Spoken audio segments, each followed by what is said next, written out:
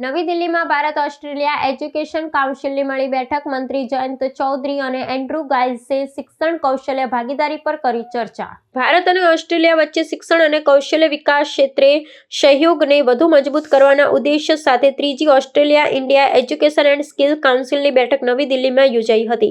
આ મહત્વપૂર્ણ બેઠકની સહ-અધ્યક્ષતા ભારતના કૌશલ્ય વિકાસ અને સાહસિકતા રાજ્યમંત્રી જયંત ચૌધરી અને ઓસ્ટ્રેલિયાના કૌશલ્ય અને તાલીમ મંત્રી એન્ડ્રુ ગાઇલ્સે સંયુક્ત રીતે કરી હતી। આ બેઠકમાં શિક્ષણ અને કૌશલ્ય વિકાસ ક્ષેત્રે પરસ્પર સહયોગ વધારવા માટે ભવિષ્યની રૂપરેખા તૈયાર કરવામાં આવી હતી।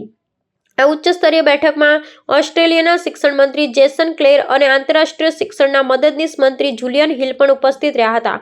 બંને પક્ષોએ શાળા શિક્ષણ, ઉચ્ચ શિક્ષણ અને કૌશલ્ય ઇકોસિસ્ટમના સહયોગની નવી તકો શોધવા પર ભાર મૂક્યો હતો। ખાસ કરીને પ્રારંભિક બાળપણનું શિક્ષણ, શિક્ષકોના વ્યાવસાયિક વિકાસ અને સંયુક્ત સંશોધન જેવા વિષયો પર ગહન ચર્ચા કરવામાં આવી હતી। આ ઉપરાંત ઓસ્ટ્રેલિયાની university of New South Wales દ્વારા ભારતમાં કેમ્પ સ્થાપવા માટેનો લેટર ઓફ ઇન્ટરનેટ પણ આ બેઠક દરમિયાન સુપ્રત કરવામાં આવ્યો હતો। આ બેઠક બંને દેશો વચ્ચેની વ્યૂહાત્મક ભાગીદારીને નવી ઊંચાઈએ લઈ જવા માટે મહત્વની સાબિત થશે।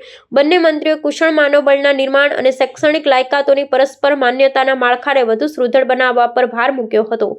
આ પગલું ભારતીય વિદ્યાર્થીઓ અને વ્યવસાયિક માટે વૈશ્વિક સ્તરે રોજગારીની નવી તકો ખોલશે અને બંને દેશો વચ્ચેના જ્ઞાન સેતુને વધુ મજબૂત બનાવશે।